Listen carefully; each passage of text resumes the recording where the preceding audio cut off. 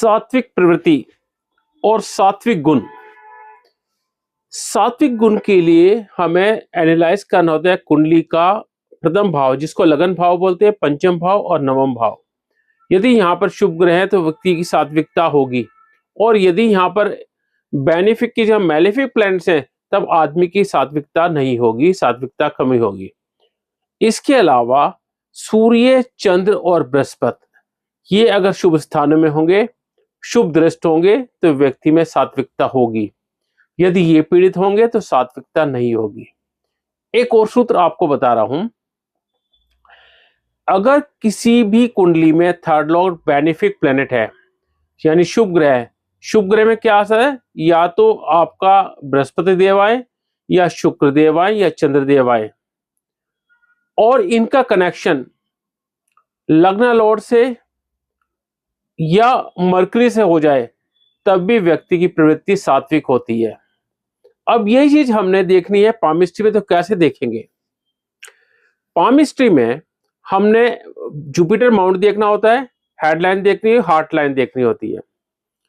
यदि बृहस्पति पर्वत पर ट्राइडेंट साइन हो रहा है या त्रिशूल का साइन है, स्क्वायर साइन है जिसको हम टीचर स्क्वायर बोल देते हैं, या फिश साइन है, या हार्ट लाइन यानी जो हमारी हृदय रेखा है ये बृहस्पति पर्वत की ओर झुकी होती है, तो ऐसे व्यक्ति निस्वार्थ भाव के होते हैं, उनमें सात्विकता होती है। एक सीधी हेडलाइन हो यानी मस्तिष्क रेखा सीधी हो, ऐसे व्यक्ति में भी सात्विकता होती है। सूर्य पर्वत भी स्ट्रॉन्ग होना चाहिए, चंद्र पर्वत स्ट्रॉन्ग होना चाहिए। यानी अगर व्यक्ति के हाथ में सूर्य पर्वत, बृहस्पति पर्वत और चंद्र पर्वत ये स्ट्रॉन्ग है और हेडलाइन साफ है और सीधी है, तो व्यक्ति में सात्विक प्रवृत्ति होगी। अब यही चीज यदि हमने फेस रीडिंग में देखनी है तब कैसे देखेंगे? उसके लिए सबसे पहली चीज होती है आईज को एनालाइज करना।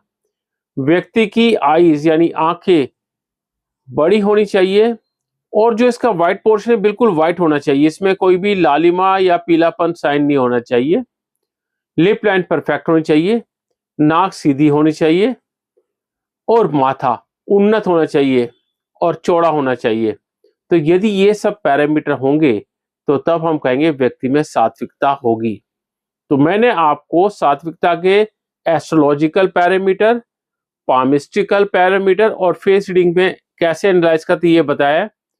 अब आपका टास्क है इसको विभिन्न कुंडलियों में, विभिन्न व्यक्तियों के हाथों में और उनके फेस एनालिसिस में आप देखिए कि आपको ये गुण मिलेंगे तो व्यक्ति में सात्विकता होगी। नमस्कार।